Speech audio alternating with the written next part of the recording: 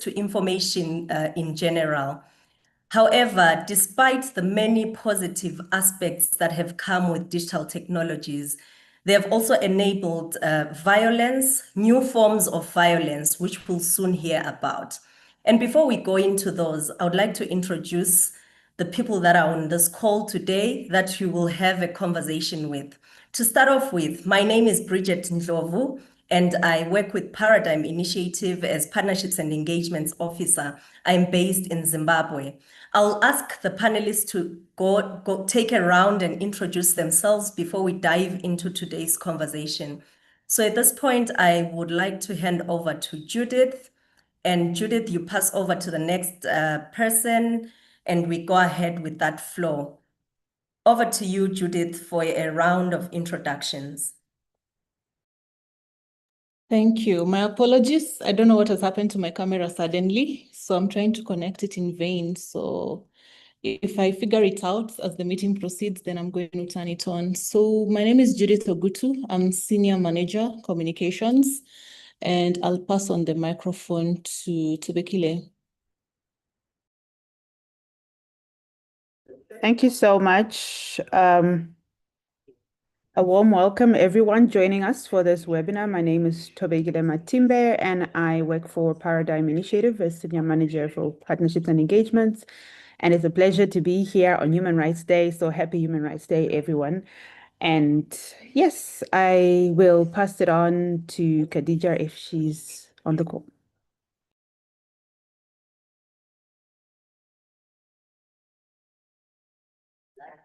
Happy to pass it back to you, Bridget. Thanks a lot, Tobekile. So at this point, I'll also like to pass it on to Chiti. Chiti, please do go ahead and introduce yourself and the facilitators as well. Over to you.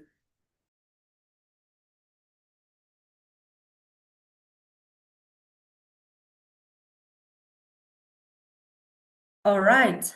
Thanks a lot to the panelists that have already introduced themselves. As the program goes, we'll get to hear more about the other panelists that will join us today. So if you are in this meeting today, consider yourself fully appreciated for the work you do in defending and protecting human rights in your unique way. And as we go into today's conversation, I would like to invite Judith Ogutu to please give us the opening remarks for today. Over to you, Judith. Thank you very much, Bridget, and a warm welcome to everyone once again. Thanks for finding time out of your busy schedules to join us this afternoon. Depending on where you are at, it's actually 4 p.m. in Nairobi, Kenya. So I wrote a few things that I'm going to use to speak. Great. So good afternoon, distinguished guests, colleagues, partners, and friends. It is an honor to have you all here today for the launch of this important report on technology-facilitated gender-based violence. We are gathered here to reflect on a troubling trend, the very online spaces that were created to empower, connect, and open opportunities have become unsafe for many. They have turned into places of intimidation, harassment, and fear. The report you're going to launch today is more than a research. It's actually a wake-up call. A call to action, a reminder of the work that still needs to be done. You find that what we've found is it's demonstrating that data tells a clear story, and young people between the ages of 18 and 34 are the most affected, among them women, activists, and advocates who bear the greatest brand and burden. These individuals speak out, lead conversations, defend rights, and challenge injustice. And for this courage, they are targeted. They face harassment, impersonation, threats, and character attacks. The violence primarily occurs on platforms many of us use daily. That is Facebook, WhatsApp, and X, formerly Twitter. These are spaces where ordinarily people connect with family, friends, organize communities, and express themselves, but they have become areas where reputations are tarnished, private information is shared without consent, and individuals are silenced. Behind every statistic in this report is a human story. there is a person who hesitates to log in into a platform, a voice that chooses silence over confrontation, and a young woman who withdraws from public participation. An invisible but deep mental scar exists. Technology-facilitated gender-based violence is not virtual or abstract. It is real. It impacts lives, careers, and confidence. This is not only a matter of digital safety, it is actually a democracy issue. When voices are intimidated online, the civic space diminishes offline. When women, activists, and advocates and all relevant stakeholders cannot express themselves safely, the society loses accountability, diversity, and leadership. So the report that we're going to highlight today or launch today highlights the gaps that we must address. We must ask ourselves, if those brave enough to speak publicly are not safe online, what does that mean for everyone else? This launch and today's forum present an opportunity to change the course. We must collaborate to create safe, inclusive, and accountable digital spaces. Achieving this requires action at multiple levels. We need stronger accountability and response frameworks. We must equip communities, especially young people, with digital safety skills. We must hold platforms accountable. We must campaign for rights-based policies across countries. And we must ensure that survivors of online violence have access to justice, protection, and dignity. This is a responsibility of governments, platforms, civil society, and each of us who are gathered here today. Safety online should not be considered a privilege. It is actually a right. At Paradigm Initiative, we've consistently promoted digital rights and inclusion. As this report demonstrates, rights must be respected everywhere, whether online or offline. And the internet should be a space for empowerment, not a weapon. We launched this report today with compelling and urgent evidence, data, and stories. But this launch is just the beginning. The real work starts now in policy, advocacy, platform accountability, community support, and collective action. As we reflect on these findings this day, we need to recognize that this work is part of a broader journey. As Paradigm Initiative, working with our partners, we've consistently championed digital rights and inclusions across Africa, upholding the principle that every person should be able to participate fully, safely, and without discrimination in digital spaces. Our programs, research, and policy engagements aim at strengthening legal frameworks, improving digital literacy, and amplifying the voices of vulnerable communities. From developing practical tools such as Ayeta and Reporti to hosting platforms and forums such as Digital Rights and Inclusion Forum, engaging directly with policymakers, PIN's advocacy highlights that online safety is a human rights issue. The fight against technology-facilitated gender-based violence therefore remains central to our mission because digital inclusion without security is incomplete, and digital rights without protection are denied. Thank you all for listening, and I look forward to the discussions that will follow. Thank you. Thanks a lot, Judith. Very powerful introduction of our webinar today and very powerful opening remarks that you've just highlighted. What stood out for me from your presentation is that you noted that online safety is a human rights issue, which is something we should keep at the back of our minds or at the front of our minds today as we have this conversation. And interestingly, from what you highlighted, it is clear that the commemoration of International Human Rights Day is coming at a critical time when rights globally are under siege. And as we continue our conversation today, I would like to hand it over to Khadija and Sani to discuss with us the presentation of the findings so that we're able to know what exactly this research has documented. Over to you, Sani. Thank you, Bridget, and hello to everyone as well. Good afternoon. Sani, can you confirm that you're with me?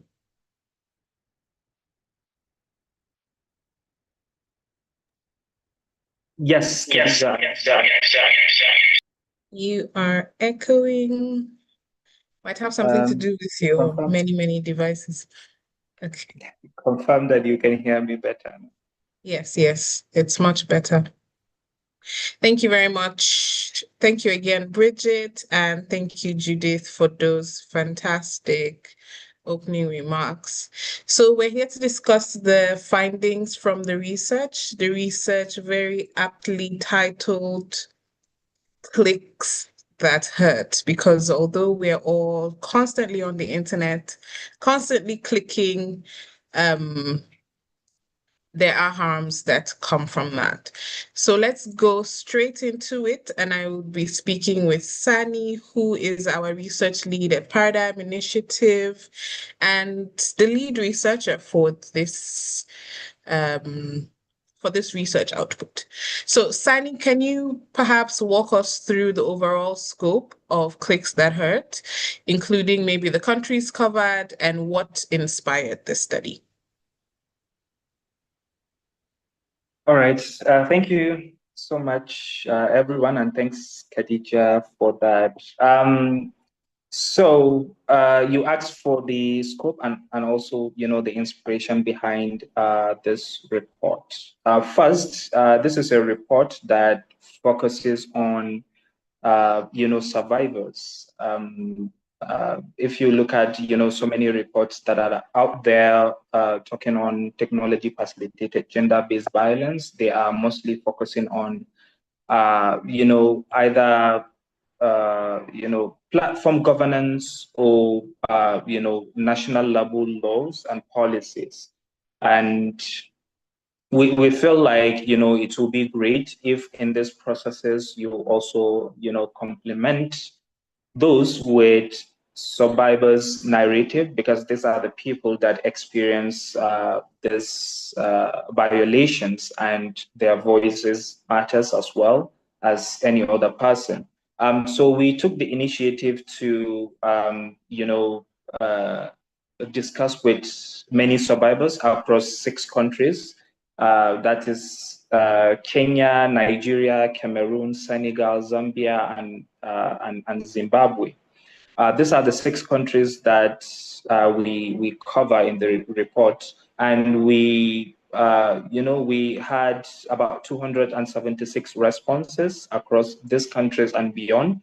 I must say that some of these responses are not from these countries. We do have some inputs from many countries, but that input is not as many. Largely, the respondents are from these 6 countries, and also another inspiration is the fact that at the continental level, there is an effort. So Paradigm Initiative, as a leading advocacy organization in the continent, also wants to help.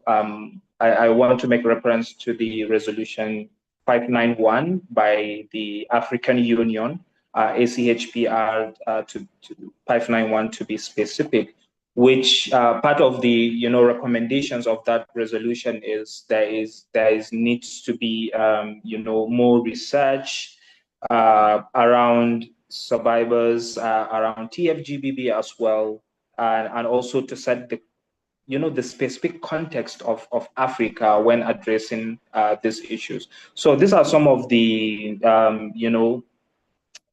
inspiration, and also, of course, like I said, to get a different point of view. Dominantly, most of the research out there are focused on laws, but this is bringing a different perspective and different point of view on how we look at this. And when we are making laws, when we are making regulations, and when we are providing a redress mechanisms, perhaps the context that these survivors provided will be helpful in getting the right mechanism for redress.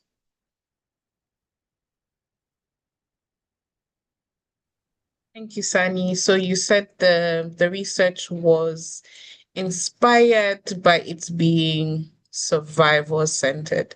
And I'm hoping that some of those who have joined us for this webinar today are some of those who might have contributed to the research in one way or the other. So let's talk about that, the methodology that was used to gather the information on TFGBV and why this approach was important for capturing the realities of the survivors. Yes, like you rightly said, this is a survivors-centric report. And of course, there will be no report without the voice of the survivor. So what we did is to, use our network and also different social media to launch a survey somewhere in the mid of 2025. We did that survey for about a month across the 6 countries, asking people if they are willing to, help us with information on how they have experienced technology-facilitated gender-based violence. And like I mentioned earlier, we had over 270 responses, which is quite a good sample. And if you look at the distribution, we try to cover every region. There is a representation of Francophone Africa, Anglophone Africa. If you take it by region, West Africa, Southern Africa, Central Africa, and so on and so forth. So the sample was very good in terms of coverage. Also, we complement that with KII. So we know people that are working, in this space, people that are providing support through their work to this survivors. So we get some information from KII as well, to complement that survey. Another,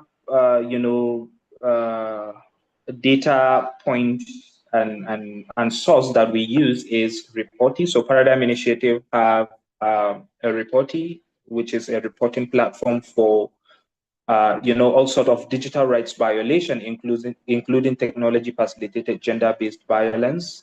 So we get some data from reporting as well to complement that, as well as observation as well. We live through this as well. Some of our colleagues as well provided some information that was very helpful. So there is a lot of, or rather, there are so many sources of data that we use to come up with this research.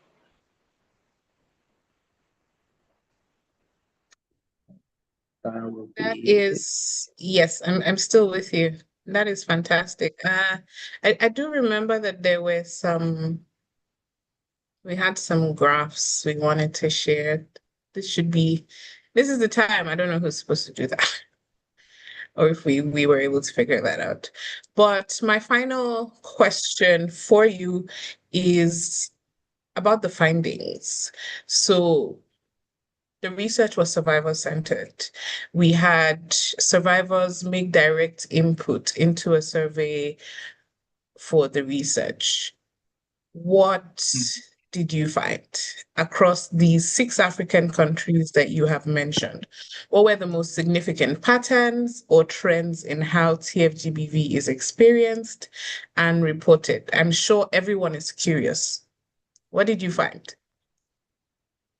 Okay, so let me start with the with how we collected the data. I know it's supposed to be part of the methodology question that you have asked. But in that research, we divide the survey into 4 parts. Is it from my end? I can't see myself, but just confirm you can see me. We lost you. Yeah, we will have to see you again. We divided the survey form into 4 parts. The first part is the basic information about the respondents, their names, and so on and so forth. And the second one is the personal experience. We asked them to perhaps share with us personal experience, Some of the questions in that section are, open-ended. Some of them are close-ended, so that to allow, all sort of information, and also the respondent to be as free as they can be. So the third section is about response and support. This is where we try to look at, the redress mechanisms that are in place for them from the, national institutions, and also from the platforms themselves. So we try to interrogate how has the experience of getting redress has been for them. And then the last one is the impact and awareness. This is where we talked about, or rather asked about, what has been the impact on them physically, mentally, and so on and so forth. And the respondents were very, expressive of how this has been for them. And also we asked the question about if they are aware of any redress mechanism or any laws in their countries, so that they can, seek for redress. And largely there is, a mixed response to that. Some of them feel, or rather some of them knew about those redress mechanisms, and some of them are not. Yes, I can see that you're sharing. Perhaps we can see some of these graphs. Yeah, so if you look at, for example, here, what forms of the TFGBV did you experience? The most common, among the respondents is the online harassment. Online harassment, which, includes, name calling. It includes threats, and so on and so forth. Then the second most common violation is the unwanted sexual messages or images. A lot of people, or rather a lot of the respondents mention, unsolicited sexual messaging and images in their inboxes. There are so many instances that we documented in the reports. Some of these instances, we put it in a narrative form. If you check the report, you will see the narration about this experience. Also, of course, there is some element of, or rather, impersonation and identity theft, and also doxing. Doxing has a very good number as well. So when we ask, the impact, the most common is the emotional distress that this cause them, which about 167 out of the 276 respondents, which is more than half, reported emotional distress as the impact. Also, large number of these people withdrew from online spaces as well, which, of course, at the continental level, we are, trying to also fill in the gap, or rather close the gap of digital inclusion and participation in internet. But as we can see, TFGBV, it's contributing to people withdrawing from online spaces because of that. A lot of people felt unsafe, even offline, and so on and so forth. And for the platforms, the most common platform that these things are happening is Facebook, followed by WhatsApp. All of these are products of Meta, which begs the question of whether Meta is doing enough when it comes to the issue of TFGBV. Also, Twitter has been one of those platforms as well, quite problematic. And then we have Instagram, and in the responses there is Snapchat and Telegram as well, but the response pointing to those two are quite insignificant, so we did not record them. But if you check the report, if you read the report, you will see, the complete list of that. In terms of taking action, the most common is reporting on social media. People report, but then in the report we have seen, the correlation about reporting and getting redress as well, or getting attended to. A lot of people said that the response has been quite discouraging, or there was a response of there's nothing we can do, and so on and so on. Followed by telling a friend. Most people just tell their friends, and that's that. Few of those respondents reported to the police or other authorities in their different countries. Then telling a family member as well. Yes. So this is about the awareness and reporting. Surprisingly, there are quite, are you aware of the reporting mechanism on the social media? 56% of those, or rather more than 56% of our respondents say they do. But if you look at, the people that reported to the to the platforms and authorities does not, correspond to that, which means that people are aware of that report, but to some extent, they are not quite confident of, getting the some effective redress on that. So people knew about the reporting mechanisms, but are not willing to report as well.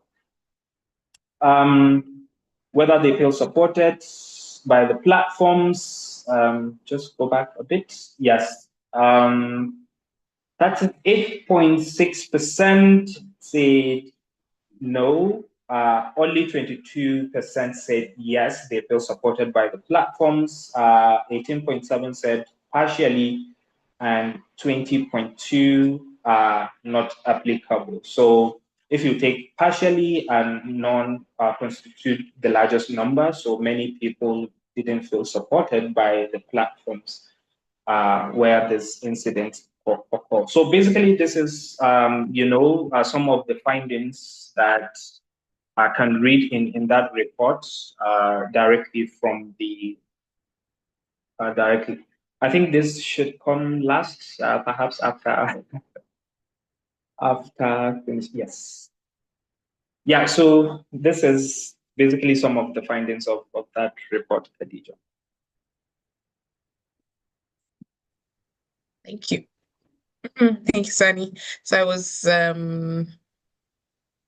I thought the QR code was coming after you spoke, but thank you very much for your insights.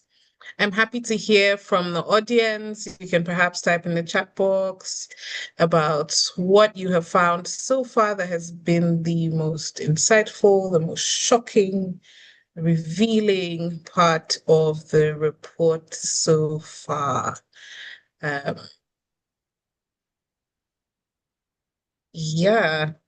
So just quickly scrolling through some of the statistics you would find within the reports. This is just a few of more to come.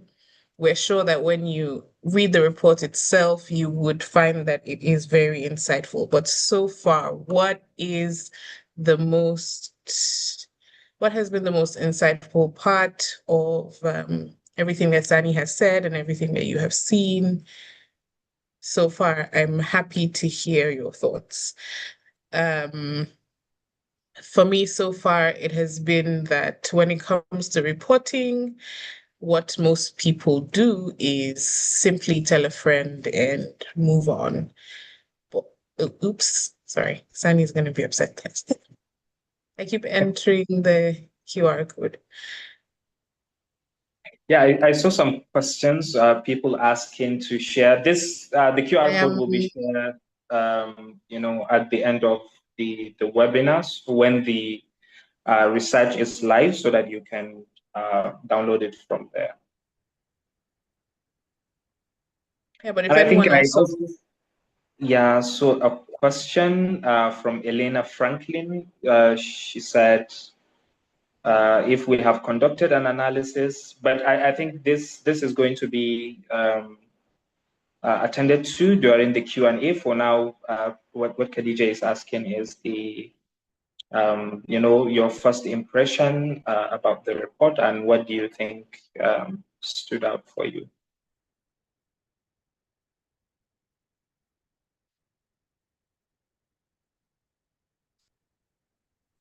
I mistakenly muted. We're going to have an in-depth Q&A session, but if we're still ruminating on the report, then I'm happy to hand over to the next panel, which would be Chitty, I believe. Thank you, Khadija.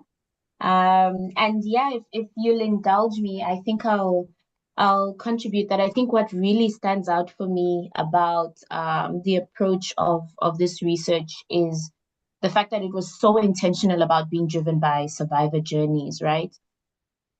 And I think this is so crucial in our aim to understand this phenomenon of TFGBV, particularly where attacks are already so underreported.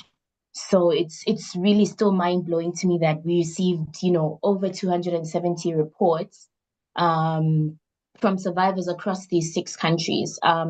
So with that, I'm going to move into a fireside chat with Tobekile.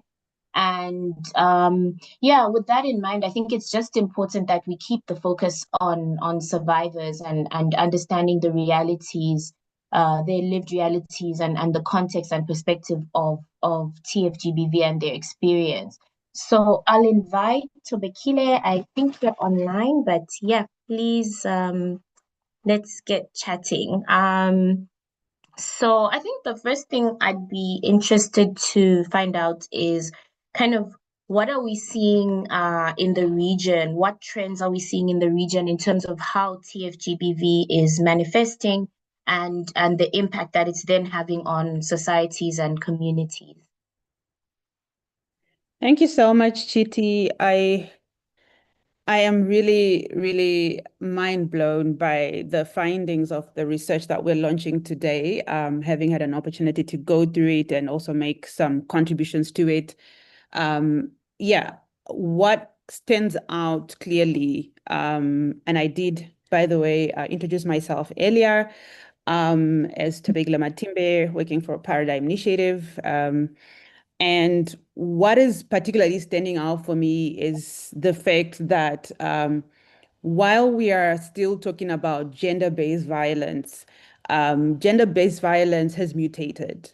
It's no longer, business as usual around that specific violation, where we have seen, in the women's movement or in the gender-related movement, that there are violations and attacks that are glaring, that are obvious to see, that you can literally witness on, people's bodies in the context of, gender-based violence. And we are discussing this, obviously, within the context of 16 days of activism against gender-based violence. Yeah, and it's something that has literally mutated. What we've known to be gender-based violence are physical attacks, harm that happens, whether with intimate partners in the home, in the context of domestic violence, or whether we see it, in the context of, people being targeted for their gender. But what we're seeing now in the digital age is that there's sort of that kind of deep-seated pain that comes with, the nature of the violence that sometimes is not so clear to see. It's not out there, but it's mental, it's psychological, it has lasting scarring. That is not something that you simply put a band-aid on you go to hospital and you get treated. So what has come out of this research are the psychological impacts of, this form of gender-based violence that happens online. It's clicks that hit. And I love the fact that this report is titled in such a way that it captures exactly what maybe, perpetrators might find that, well, it's just clicking, it's just tweeting, it's just posting, but it's something that has such lasting, implications on mental being, on mental wellness, not just physical wellness. And not just that, it has the potential to transcend the online spaces into the physical realm, where, violence can start online, but also escalate to offline and become violence offline. So this is what has come out of, this study, and looking at the trends as well. I think what was very peculiar within this research is that you see a pattern within, the African countries that are captured, where young people are mostly impacted.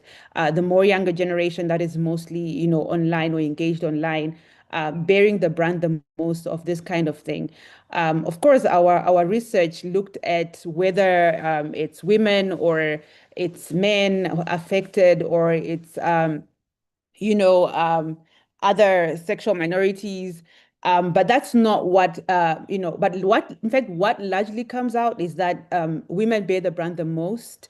At least from the people who responded, we could safely assume maybe that, the large bulk of respondents maybe were women, which is actually a fact. To that research. So it might not necessarily conclusively point at, they're the only ones that are, bearing the brunt of this. But from our findings, the large number of those who are affected by this form, it was actually women. Looking at the patterns as well, looking at, the platforms themselves, I think we've mentioned, obviously, the winning, the one on the leaderboard being Facebook as the platform that has the worst sort of attacks there. I think what can be sort of deduced from that kind of finding is that that platform is the platform where a lot of people engage within those countries. So it's the most commonly used platform in terms of social engagement, social conversations, social discourse. Obviously, when you look at the platform X, it becomes more more inclined towards political discourse. And of course, that's where you'd find a lot of political actors, facing gender-based violence on that space. When you look at as well platforms like WhatsApp, it's not surprising that WhatsApp would be that kind of a platform where you'd find a lot of harm also happening, especially around the sharing of intimate images without obviously the consent to do that. So that's just something that is coming out in terms of the trends. In terms of the issues and redress for those issues, it's also very common. There's literally a common thread across all those countries, where you can literally tell that, we have not moved in terms of accountability for technology facilitated gender-based violence, as much as probably we still haven't moved when we're actually looking at gender-based violence itself. So you add the digital component to it, you add the online component to it. It's a maze for law enforcement, because they are still yet to actually catch up to actually addressing gender-based violence. And then we throw in technology, it's more complex, the skill set. The findings will reveal that there's low levels of trust for law enforcement agencies. They are not trusted. Some of the feedback, the survey brought out that, less than 9%, I think it was, 8.7%, have utilized law enforcement to seek redress, to seek accountability for technology facilitated gender-based violence. But ultimately, from 276 respondents, the majority did not feel that it was a safe sort of course of action to take to seek redress for TFGBV, which points probably at the low levels of capacity within law enforcement, which also have, influenced the level of trust in law enforcement agencies themselves. Or potentially it could also be, the fact that within the movement to tackle gender-based violence itself, there has been, fear that even when you take a case to report a case at a police station, for instance, on simply gender-based violence, before you add the tech element to it, you probably are turned away and told this is a, domestic violence case, or this is just, domestic issues, or this is relational. Go home, deal with it. And we have not really progressed in that sense. And now when it's like you're on social media, some of the findings will point towards, people feeling that there's there's no seriousness within law enforcement to actually address these issues. But also potentially there's no know-how in terms of how to actually tackle these issues or investigate them thoroughly or address them and be able to call people to book for, violating, women's dignity or defending on who exactly has been attacked. So I think I'll talk about that being a common trend as well across the countries that we looked at, as well, in terms of those specific issues, and that is particularly concerning. Obviously, in terms of the legal frameworks, we were literally in this research looking at what are survivor narratives, and while we call this clicks that hurt, one of the key things that we need to put on the table here is that it's not business as usual for those who bear the brunt of technology-facilitated gender-based violence. They don't want to come out in the open and talk about these issues, which is why we've also dubbed a campaign "Voices from the Margins," because they are, people who are attacked. They feel that they have to self-censor. They cannot put themselves out there in the public. They cannot openly talk about their experiences, and share and say, "Hey, I received threats for rape on an open platform like this, or in any other fora." They feel they have to recede and go into the peripheries, into the margins where they are isolated, or they have to shut down and delete their accounts. They just have to find a coping mechanism that is mentally sort of healing, or enables them to mentally shut down. So yeah, I think just to reinforce that the nature of technology-facilitated gender-based violence that we're seeing is so deep-seated in unsettling people's well-being. It threatens people's human dignity. It affects their mental state. It affects their whole ability to function, not just online but also offline. It attacks confidence, and it's just a whole mess, and it's also very, very gendered. I think that is one of the key things that came out as well from this. It's really what I could deem a gendered, tech pandemic that is targeting mostly women from the findings of the research. Thank you, Tobekile. When you kind of overlay these robust statistics that have emerged from this report with then the actual context on the ground, it really paints such a worrying picture of just how deep-seated TFGBV is and how much it has now entrenched within our societies. One thing I've also noticed, or one thing I'm really proud of about the report rather, is there are a few elephants in the room, and actually we haven't shied away from them. We've named issues such as survivors feeling a significant lack of support from the platforms when they report. We've also kind of given recommendations where we think governments are falling short. Perhaps you can expand a bit on this. What is the role of tech companies? Where have they fallen short, particularly when you're looking at TFGBV in the African context? Where are they falling short? What more needs to be done? And at the same time, what is the role of our governments, and what are the recommendations there? What more needs to be done in that regard? Thank you so much, Chiti. So when you look at the role of the companies, first of all, these are their platforms, right? They've created the platforms.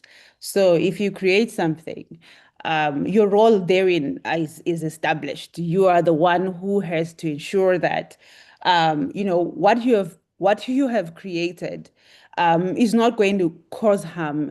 You have to be the one who ensures that you conduct due diligence throughout the user process timeline.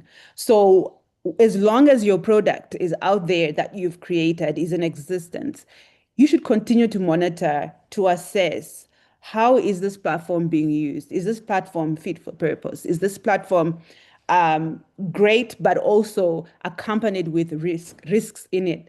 So obviously, looking at international standards, we have the UN Guiding Principles on Business and Human Rights that have clearly articulated the role of the private sector around technology and how it's designed and it's deployed. There has to be that aspect of responsibility. So looking at the responsibility of companies, obviously, I'm not calling it an obligation because they do not sign up to any international treaties, but they have no excuse with regards to promotion and protection of human rights, because at UN level, it has been established that they have responsibilities. And obviously, those responsibilities stem from the fact that they have created these platforms. So in view of that, obviously platforms have their community standards that articulate what are the rules of these platforms. And obviously they have mechanisms to moderate content and say, this content is going to be harmful. This content, is hateful. This content, is threatening, among other things. So there is always that need for constant review of those community standards to see to what extent are they addressing the situation on the ground. There's also room to also ensure that, survivor-centric, approaches are adopted as well, in constantly engaging with communities to find out what are the major issues, what are the challenges that people are facing. So there has been, obviously, from the research feedback, that there are instances when, people reach out to the platforms for content takedowns and potentially content is not flagged. So it's really looking into what exactly is being fed into algorithms that are able to pick on what content should be taken down and what content should remain. And apart from that, also ensuring that there's timely responsiveness to issues that are raised. There are now, I think, one of the major issues that was coming out as well from the research is this aspect that somebody can just decide to use an AI system to create an account, for instance, in this case, under my name, and create an account that is me, but that's not me. And if I say that's not my account, naturally, the fact that there's that kind of creation of an account that is mimicking me, that in itself is abusing me and attacking me. And especially for women, that is a big threat, because the issues that then are peddled, nudes are put out there without anyone's control. And it's so damaging. While what you can try to do is to remove yourself. But if that content has gone out, I mean, now in the digital age, the speed with which one post can move and reach, how do you fix that? How do you clean up that record quickly? It's not just a matter of content has been taken down, but impressions have been made, impressions that have direct impact on human dignity, impressions that can literally shift someone's perspective of how they engage online, how they act. There are individuals from our findings who have decided that they shouldn't hang out on this platform, or on that platform, or on that platform. They have been excluded and expelled from these platforms, which is literally exclusion. And digital inclusion is something that is important. It's not just a matter of access to devices. Digital inclusion is broader than that. It's about your ability to actually be on a platform and feel that you can actually be there. And if what you find there is pushing you off, then you are literally being excluded, so to speak. So the private sector has a role to constantly touch base with the communities that are using their platforms. And you've mentioned on the African continent, it's also about languages and how those also are part of this conversation.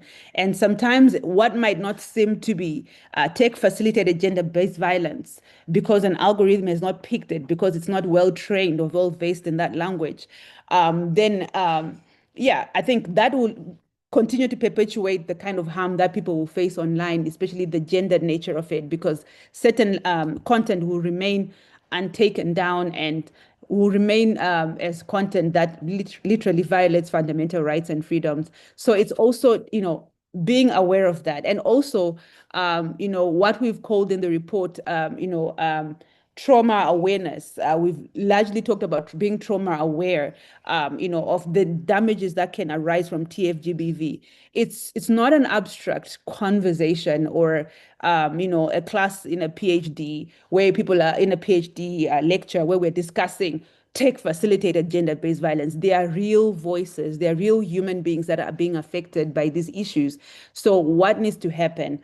And obviously states, governments, they have obligations to promote digital rights. To promote digital rights and human rights in general, basically, whatever they are. So obviously governments need to ensure that they build the capacity of law enforcement agencies to actually handle these cases, looking at it from a three-pronged approach, looking at protection as the first, there has to be protection of fundamental rights and freedoms, protection of victims without re-victimizing them because they are engaging online, they are using technology. And what were you doing on Instagram? These are some of the things that, pop up in terms of the kind of fears that, people have when they go to report these cases.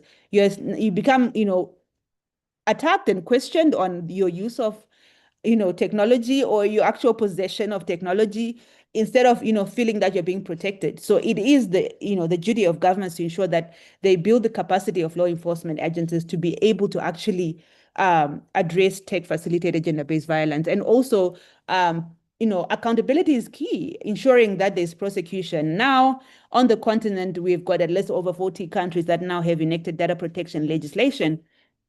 And also, protecting personal data, ensuring that nobody just decides to, post your content without you asking. So also embedding within that also the aspect of sharing of images without consent.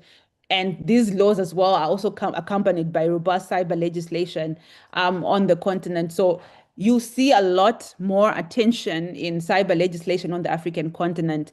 Talking about children and preserving children from child pornography, among other things. But there's need to be more granular with regards to tackling technology-facilitated gender-based violence. We've got a plethora of laws on the continent that are speaking to domestic violence that have nothing to say about technology. But like I said earlier, gender-based violence has mutated. It's no longer gender-based violence. It's literally much more than that because it shows itself in the form of tech, digital technologies, and it shows itself online with where if you for instance face gender-based violence in your home and you have a black eye, you can stay indoors until maybe 2 weeks. Nobody will know. But a single post, a lot of people will know. Who knows? Whoever is being, whoever has posted, who follows them, and yeah. So it's really so damaging, and I think that needs to be happening in terms of prosecution of these cases and accountability for them, and that also cannot happen in the absence of robust laws that ensure that prosecution happens and there's adequate redress for this kind of thing. When you look at the third thing, I did mention three things: the protection of victims as well, and also the prosecution of these kind of offenses, and lastly as well the provision of services themselves to support victims. You find that for us to talk about survivors, somebody who has borne the brunt of this kind of attack as a victim has to transcend that kind of challenge and get the relevant support, be well supported, get access to psychosocial support, get what they need, that kind of trauma awareness, that enables them to report in a safe space, like I said. these are issues that are so, private that people don't want to openly speak about those issues, ensuring that there's adequate support. So these are some of the things that, even those who responded to our survey were saying in terms of what they feel is adequate support for how they feel and how they are, engaging online. So I think provision of service is important. And I think this is something that is still to happen largely because we do have, for instance, when you go to a police station, you find victim-friendly sort of courts, but victim-friendly officers or offices within the law enforcement agencies. But those are not well capacitated to understand the traumas that come with TFGBV, so that they're able to meaningfully give the relevant support. And that is also a very, very important. And I think this is where also other stakeholders like civil society actors come into play with regards to how they support the ecosystem, how they support to address some of these issues as well. So yeah, I think that's what I would say in terms of what happens at government level and at private sector level. And I know that at regional level, there's been, efforts to highlight the adverse impacts of digital violence. And I think one of the key resolutions of the African Commission on Human and People's Rights that we reference in the report is Resolution 522, which tackles digital violence, where the African Commission put out a resolution also calling for robust approaches to addressing technology facilitated gender-based violence, cognizant of the fact that we have the Maputo Protocol that talks about obviously ensuring that there's equality, there's human dignity for women.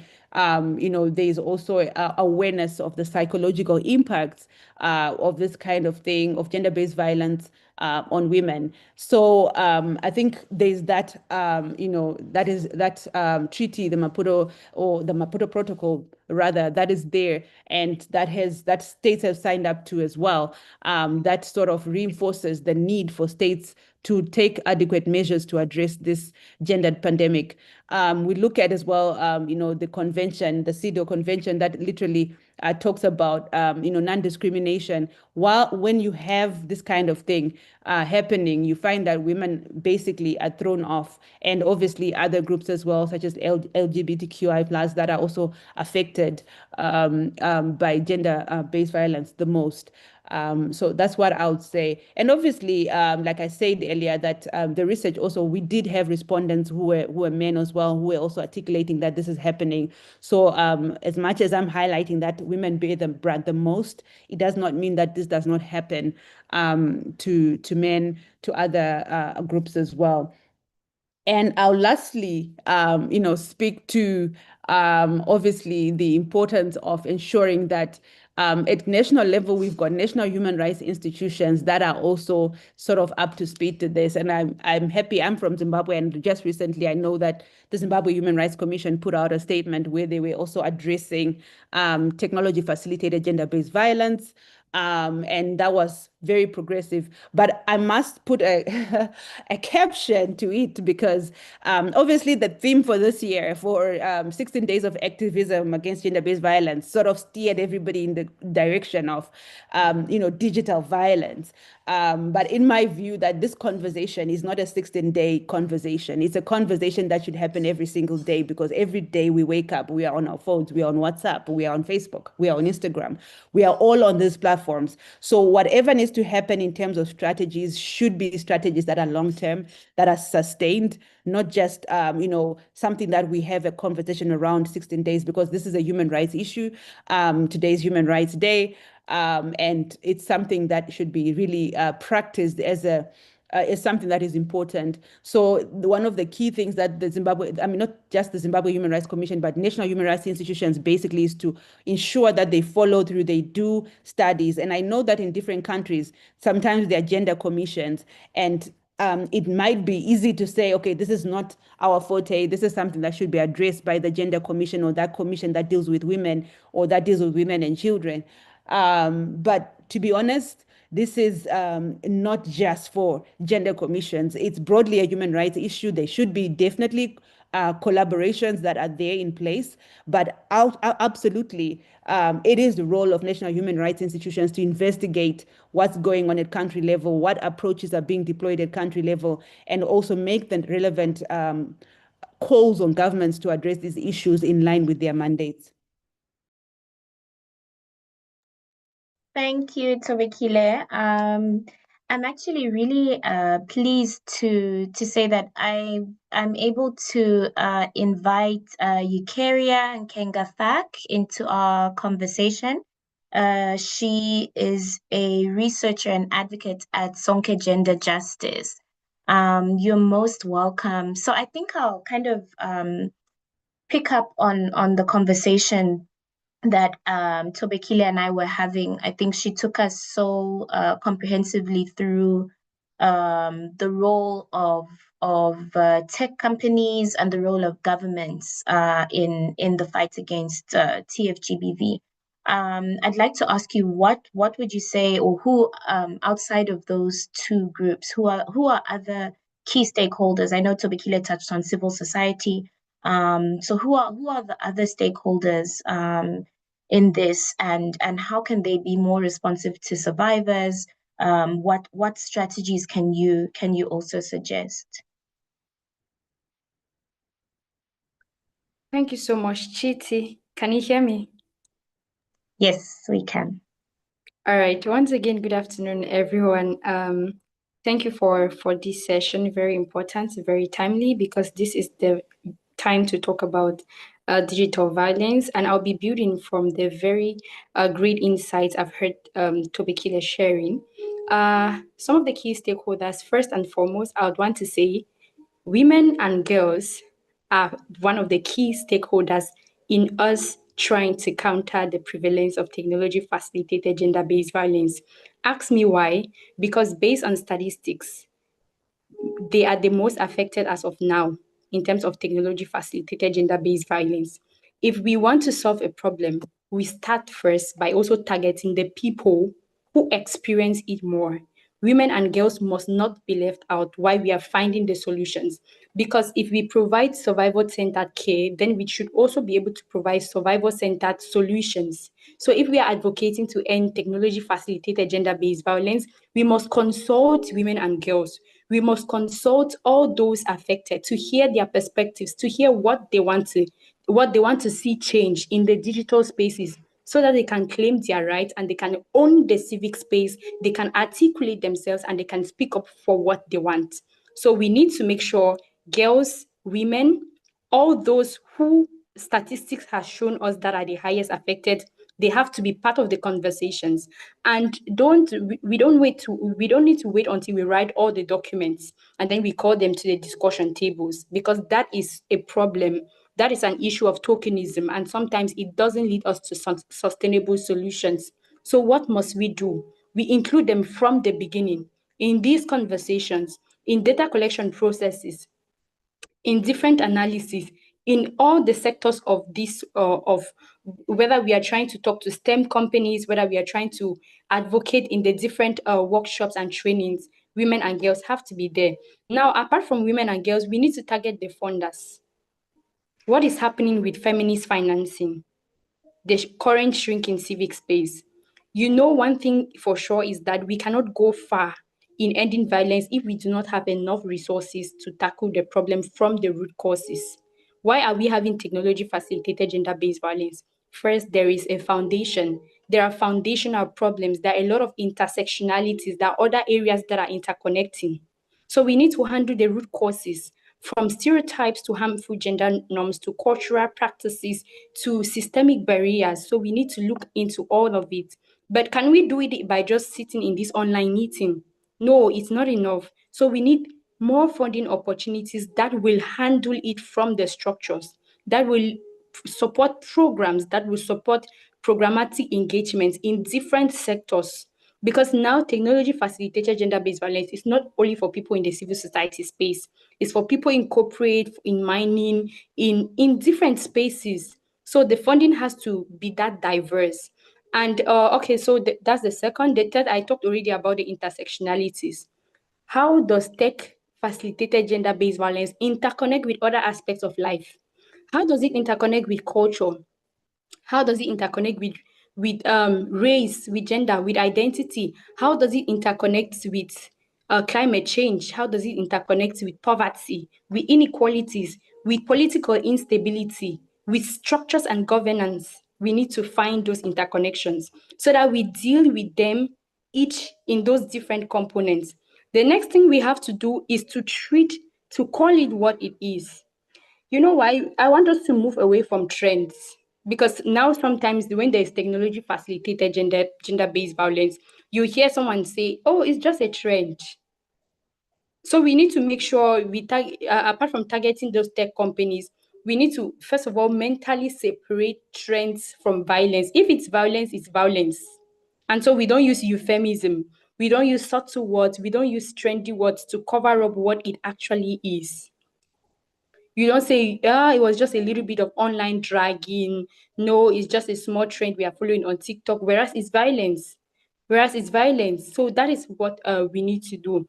Now, another thing we need to do, we need to target the sectors at the level where we have we have to target sectors that provide comprehensive sexuality, comprehensive education and age-appropriate education, so that when girls from the ages of 18, whenever they start being exposed to their phones, they're able to understand what it is. We break it down to all the age groups so that it's understandable. And we need to also look into intergenerational collaboration so that that gap and the knowledge gap is filled. Because I still know the technology space is still, we still have these intergenerational differences of maybe the Gen Zs, the millennials, and other people not really understanding everything put together.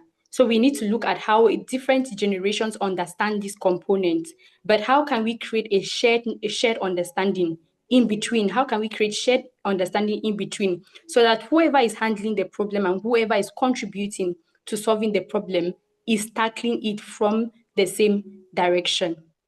So thank you for now. I'm going to hand over to you. I hope you got me right. I hope I was clear from the onset. Thank you, Keria. You were very clear. So I'm looking at the time and I can see that we've actually eaten into the time for questions, and I see that there are many. So with that, I think I'll end here. But thank you so much, Tobekile. Thank you, Keria. You've really helped us in framing this report in actionable steps going forward, and I'm looking forward to continuing the conversation in the Q&A. So I will hand over back to Bridget now to take us through. Thanks a lot, Chiti, Tobegile, and Eukarya, and Khadija and Sunny as well. This has been a lot of information, and I know that participants already have questions. A lot was highlighted. We did hear the findings of the research. We did hear that online harassment is quite prevalent, and also non-consensual sharing of intimate images, among other issues that were highlighted. So at this point, I would like to go through our chat just to make sure that our panelists are able to respond to some of the questions that have been highlighted there. So I do see a couple of questions, and if you've just joined us, we are still having a conversation on tech-facilitated gender-based violence, and today Paradigm Initiative is launching the Clicks That Hurt research that documents TFGBV from a survivor-centered perspective. I'll go through the questions. Elena Franklin highlights that she's from Amnesty Tech, and she's wondering if we conducted an analysis of how platforms are responsible for TFGBV. So I'll direct these questions to any of the facilitators. So please, facilitators, please do record these questions as I give them to you to respond. So one of the questions that she has as well is, you mentioned redress. Are you seeking it from big tech companies? I know some of the questions may have been directly responded to, but it would be great to just come again and respond directly to them. So this one I will give to Sunny. Please record that. And then we do have people in the chat that are also asking for the slides. I hope Sunny will be able to share the slides with them. As for the report, we're already circulating it via the chat, so please do click on the link, open the report, and read it as well after this conversation. One of the other questions that have been raised is, how can we ensure the findings from this report lead to actionable changes? So I think the question from Ndum Viana is just to say that let it not stop with the production of the report. Let it not stop with having such conversations. How will it lead to actionable changes? So I'll give this one to Tobegile. There's another question as well from Lina Slack-Mujla. I hope I got the surname correct. The question is, I would love to know if you compared experiences across all platforms to understand which platforms were seen as more dangerous.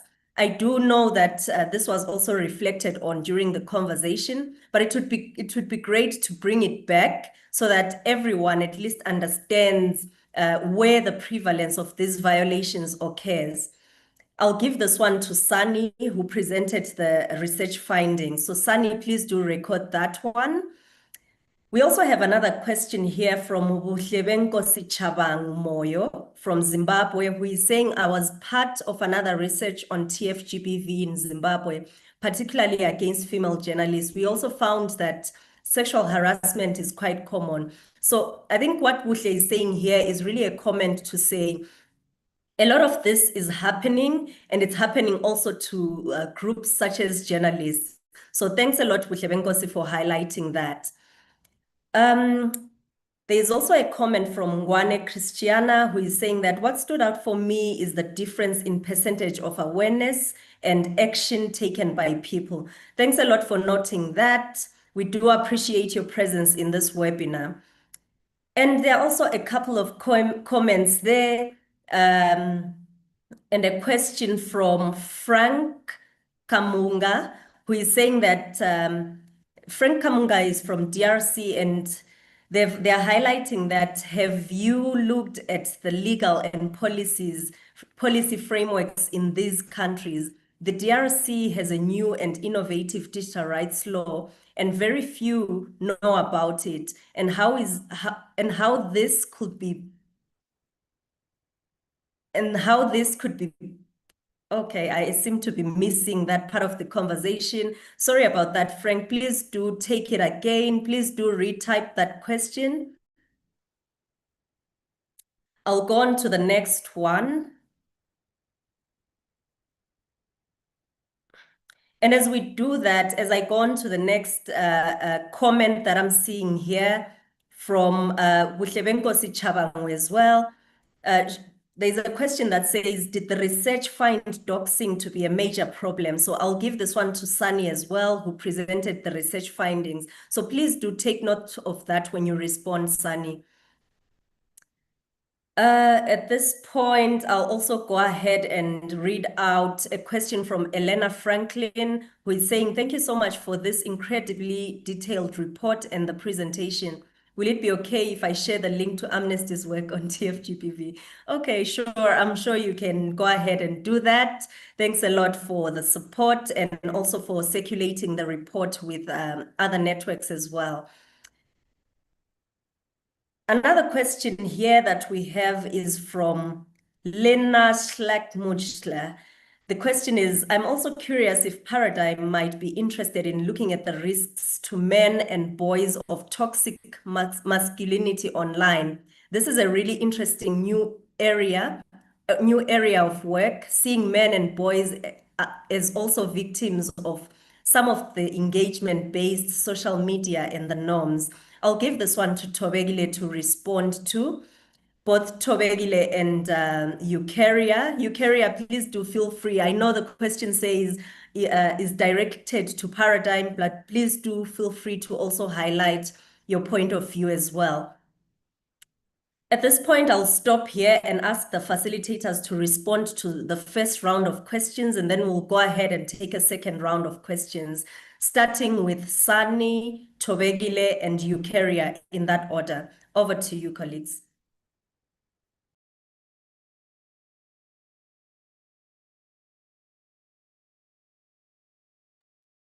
All right. Thank you very much, Bridget. Thanks for that. I think I have three questions assigned to me, and two of those questions are kind of similar. So the first one is if we are going to seek for redress from the big tech, basically that's the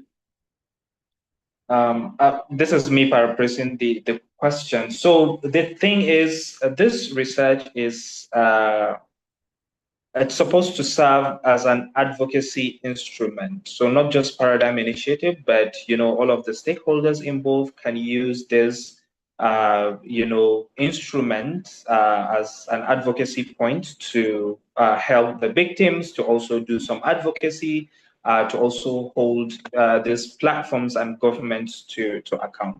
Particularly for Paradigm Initiative, we are always working to see that human rights are protected across the continent and beyond. We have so many initiatives that are, that we put in place to ensure that from the advocacy and engagement at the, United Nations level, which includes, of course, the platforms themselves, sometimes direct between us and the platforms, sometimes at the national level or at the continental level. So there are so many avenues that we, engage with these stakeholders, including the platforms, to seek for redress.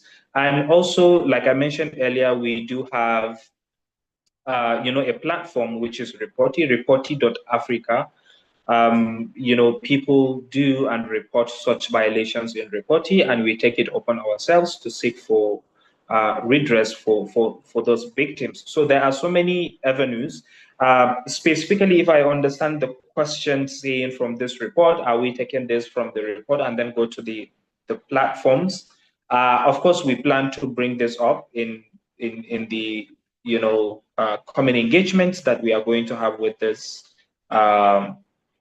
With these platforms, we also, plan to share the research findings with them as well, so that we can see. But you too, as a stakeholder, you can take that, take that initiative and use it as an advocacy instrument. The second question, which is related to this one, is about the comparison of experience across all platforms. Yes, I think to some extent there is no direct comparison. However, we highlighted which of these platforms these violations are mostly happening on, and we have seen WhatsApp and Facebook being the most common platforms. So I think more research is needed, in-depth research, to see how that comparison is going to look like, and perhaps to compare against what are the mechanisms or the specific redress mechanisms that these platforms are put in place, and then you can compare and contrast whether they are enough or not. In terms of the question around doxing to be a major problem, yes. A lot of the respondents, about 10% of the respondents, mentioned that doxing is one of the key problems in terms of technology facilitated gender-based violence. So yes, it's not the most common, but it's one of the the problems highlighted. Also bear in mind that, of course, the sampling is quite limited. This is a response from 276 respondents. So maybe if you have a larger sampling size, perhaps this might change. That's why it's encouraging, for other organizations and researchers and institutions to carry out more research around that, so that the more research we conducted, the more clearer the image gets when it comes to this issue. I think these are the three questions. And for the slides, all of the graphs and charts that we presented earlier were taken out from the report itself. So if you download the report and go through it, all of those charts are there. Thank you, Bridget. Thanks a lot for that, Sunny. And I believe Elena and other colleagues have also been responded to. So as I invite Thobekile and Eukarya to also respond to the coming questions, I would like to just give you 2 minutes, 2 minutes only. Interesting. Okay, so in my 2 minutes, I will speak to actionable ways of taking forward this report. I think from our end, the first action point is obviously we're going to submit this report to the special rapporteur from the African Commission, the special rapporteurs rather, the one dealing with women and the one on freedom of expression and access to information. They are definitely working on findings on digital violence in compliance with Resolution 591 of the African Commission, where they were mandated to undertake a study on digital violence on the continent. So these findings would be useful. And I would recommend even other studies that have been posted in the chat would be very useful, I'm sure, for the African Commission to also action, whatever is being presented in those reports. And I think at country level, civil society actors here on the call, I didn't mention earlier, our role and importance in ensuring that we flag out these issues. So do make use of the report to engage at country level in terms of what are actually the lived realities, coupled obviously with assessments of the policies that are there in the countries. I know that Frank mentioned that in the DRC there's a law, and definitely across our continents, most of our countries, they have cyber legislation that can be leveraged to tackle these issues, but there's also need for capacity building of law enforcement agencies. So this is something that we ourselves are going to plug into, and also calling on others who are also fighting TFGBV to also plug in that way. And I think these are tangible things that we can do ourselves to also call for accountability, and remembering as well the three elements I mentioned when we're doing our advocacy, to call out or to seek out protection measures, to seek out prosecution measures that are effective, and also to seek out provision of services where there is capacity within the agencies that are tackling TFGBV. Thank you. Thanks a lot, Thobekile, for those responses. At this point, I'll hand over to Eukarya as well. And Judith as well, if you have any responses, direct responses to the questions asked, please do feel free to highlight as well. At this point, I'll hand over to Eukarya. Thank you, Bridget. There's a question on toxic masculinities relating to technology-facilitated gender-based violence, and I'll speak to it from it's a two-sided coin. One thing is because the issues of toxic masculinity has to do with societal construction and upbringing, gender roles, identity, demand box, and requirements for femininity and masculinity. And that contributes a lot to whether men are able to speak up if they experience technology-facilitated gender-based violence or not, because they're expected to be brave, they're expected to be man enough, in quotes, and they're expected to not show weakness. So for now, the ideology is, okay, if I go out and report about violence, it shows a sign of weakness, but I must man up and not talk about it. Those are kind of instances of technology, of toxic masculinities that can prevent people from speaking up, especially men and boys, when they experience the violence. But also on another side, because of that societal construction, it can increase the prevalence of violence, because in that area of toxic masculinities, we talk about aggression, we talk about ruthlessness, we talk about violation, meaning you can impersonate somebody, you can engage in revenge pornography, you can engage in doxing and other forms of technology facilitated gender-based violence based off on the upbringing of toxic masculinities and the expectations that society placed on men and boys. So we need to tackle it from two directions, find ways of deconstructing toxic masculinities, encouraging everyone to speak up, because at the end of the day, if everybody does not speak up, nothing will change. You know, for now, we have more statistics on technology facilitated gender-based violence with women and girls because probably they have been encouraged and because of the cultural upbringing and societal training to be able to speak up and show weakness. So while we do the advocacy, we must encourage everyone to speak up, because that is part of the way of finding the solution. And we must raise our voices against the different toxic masculinity threats that could contribute in perpetrating the cycle of technology facilitated gender-based violence, but how men could also die in silence and because they don't report and it goes undocumented. So then it becomes more difficult to advocate against it.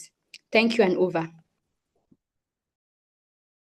Thanks a lot, Eukarya, for those responses. I do see Judith has her hand up. Judith, over to you in under 2 minutes. Thank you so much.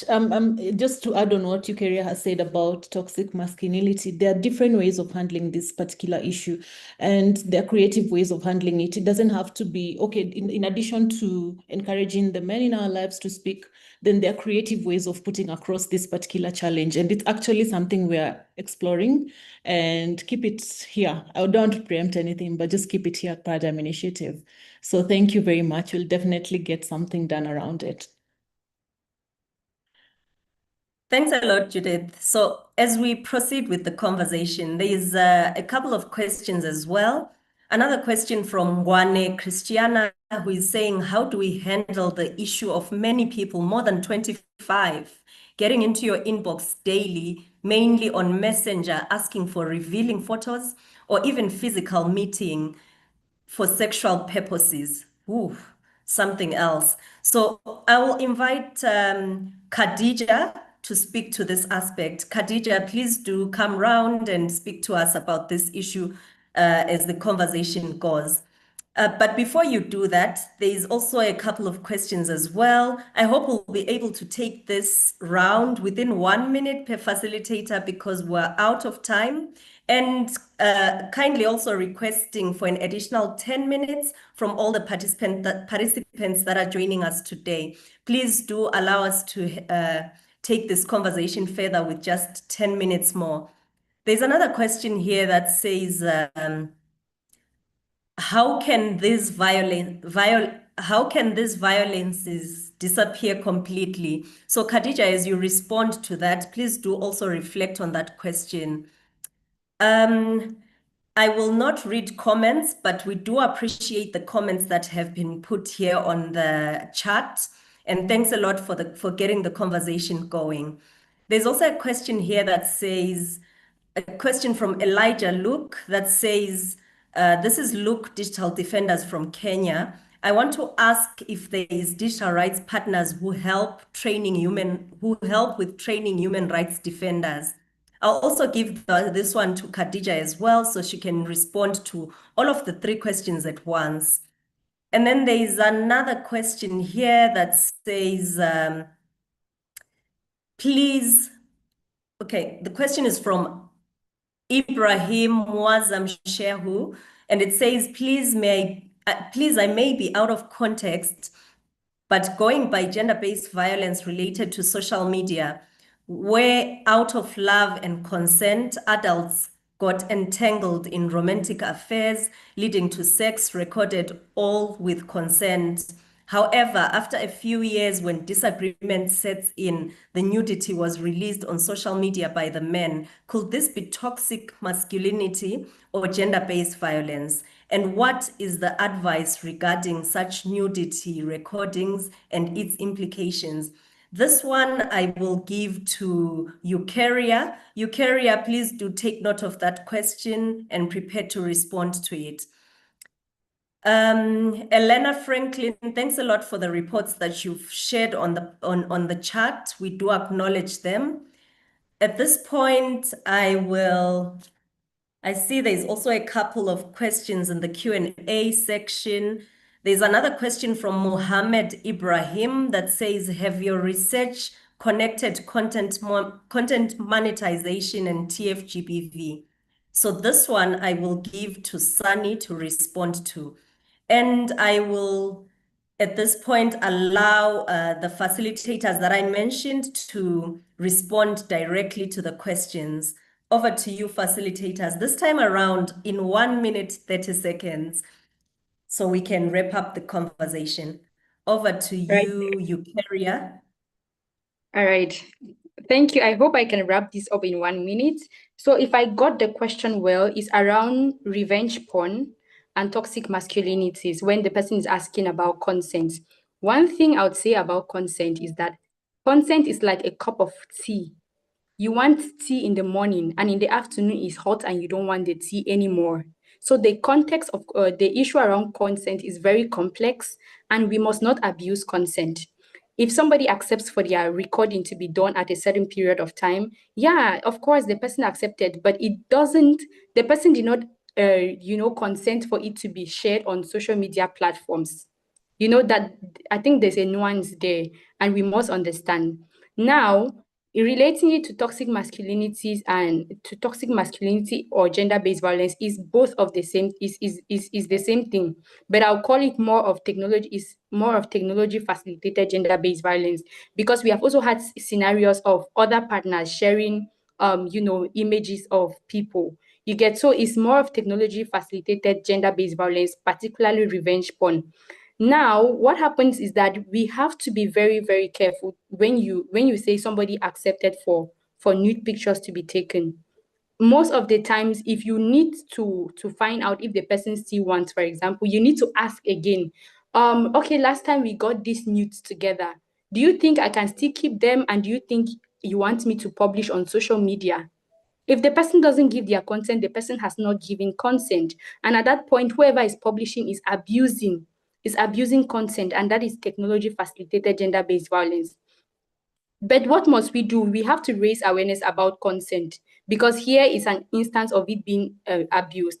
And then we need to reimagine how relationships should go in terms of reimagining people's identity and dignities being kept, regardless of what they do in the relationship and regardless of the outcomes, even if the people do not stay together. Respect for their dignity, respect for their personality, and respect for their opinions. Because I see an issue of bodily autonomy coming in. People have a right to their bodily autonomy. They have a right to decide whether they want this information published or not. So it's getting across to a lot of things, to technology facilitated gender-based violence, to toxic masculinities, to bodily autonomy. I can go on and on. So in whatever case it was violence, it was particularly revenge porn, it was the wrong thing to do, it's criminal, it's punishable, and we need to just make sure we keep taking action, we stay conscious, and we recognize that people's opinions matter. We recognize that consent is complex, and at every given time we need to keep reaffirming and being and asking again to be sure that the individual still consents to images we have of them, even if they accepted 5 years ago. What if they were 16 at the time and now they've turned 25? What if they've turned 30 now and they think that was not the best thing to do? So people evolve over time, people change, situations change, and people take new decisions. So we need to keep respecting that. Thank you, and over. Thanks a lot, Eukarya, for that response. Khadija, I am inviting you at this point to respond to some of the questions highlighted.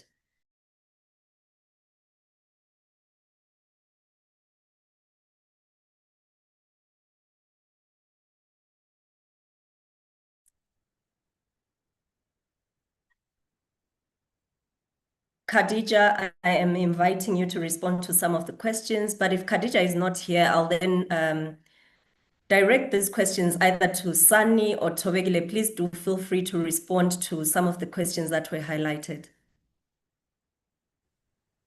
Thanks a lot, Bridget. I think I posted a response in the chat in terms of our reporting platform called Reporty.Africa, where reports can be made.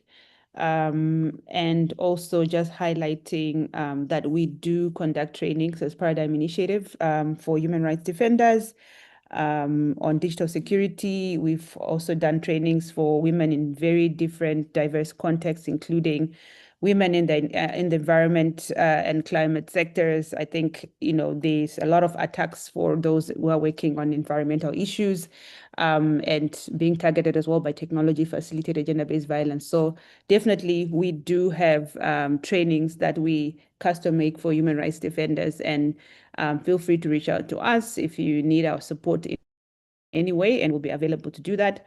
And feel free as well to share or make use of our reporting platform at reporting.africa. The link is in the chat. If there are any specific reports where we note trends, we also escalate with the relevant authorities in the different countries, and also we also engage these issues with the private companies themselves.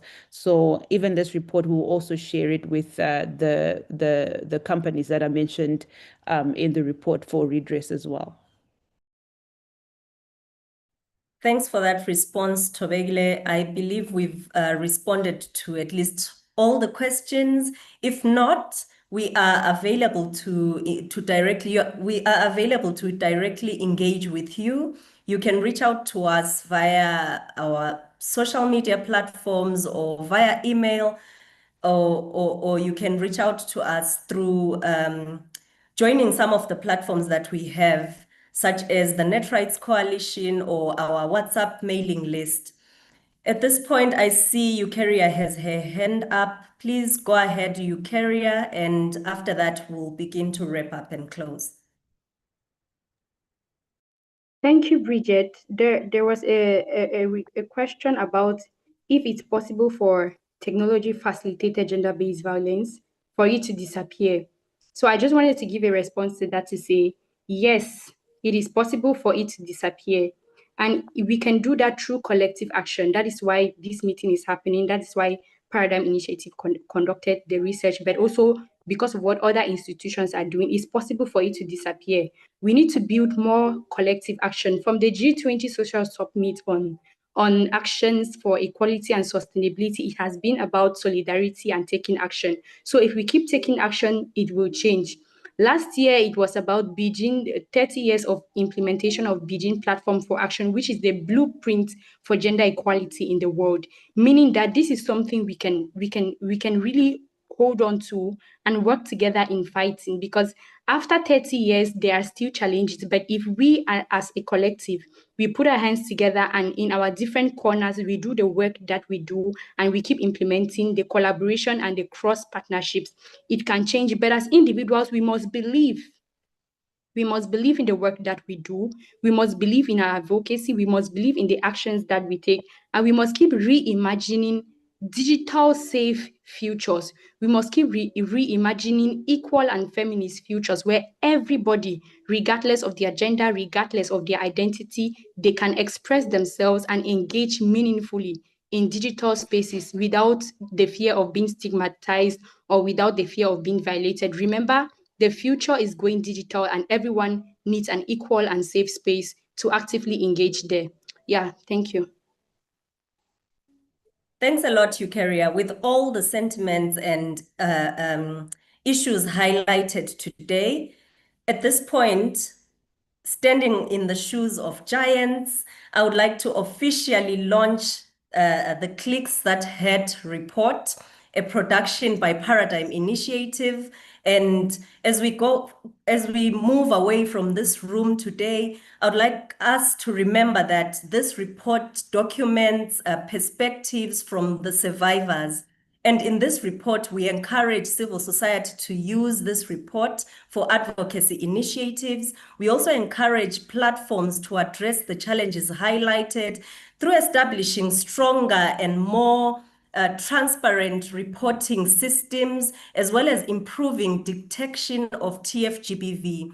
And through this report, we also encourage governments to adopt policies that address tech-facilitated gender-based violence, especially at a time when most governments still have outdated policies that focus mostly on domestic violence or gender-based violence, but do not directly address gender-based violence online or tech-facilitated gender-based violence as we were addressing it today. We also encourage them to build the capacity of law enforcement agents so that they're able to handle the issues that arise and are related to tech-facilitated gender-based violence.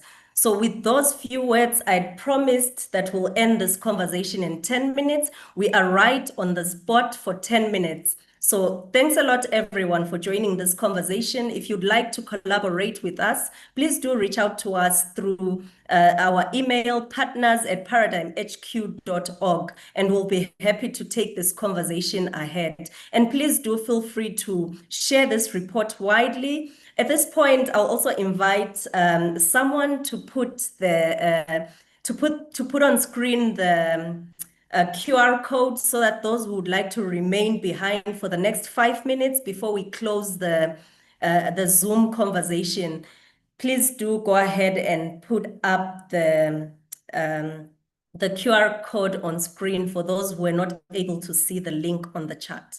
Thanks a lot, everyone, and I hope you have a lovely day ahead.